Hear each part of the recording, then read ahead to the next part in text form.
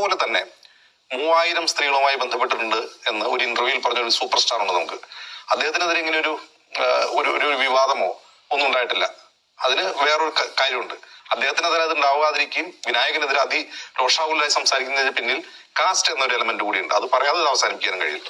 അത് മോഹൻലാലിനോടൊപ്പം കഴിഞ്ഞ സ്ത്രീകളുടെ എണ്ണം 3000 പിന്നിട്ടു എന്നായിരുന്നു. അതെ, അതിന്റെ പേരിൽ ഒരു ആഘോഷം ഉണ്ടായിരുന്നു എന്നും ഇത് കേട്ടിട്ടുണ്ടോ താങ്കൾ? അത് എനിക്ക് പക്ഷെ അത് ശരിയല്ല. അതിൽ കൂടുതൽ ഉണ്ടാകും എന്നാണ് ഞാൻ വിശ്വസിക്കുന്നത്. അത് അങ്ങനെ ഒരു തമാശയായിട്ടേ പറഞ്ഞു.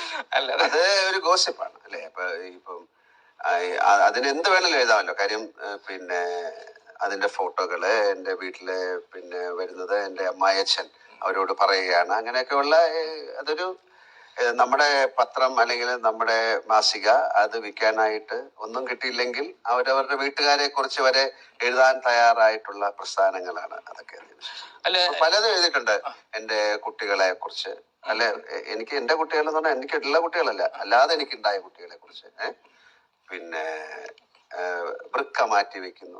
അതില് ഞാൻ കിഡ്നി റാക്കറ്റിൽ വരെ പെട്ട ആളാണ്.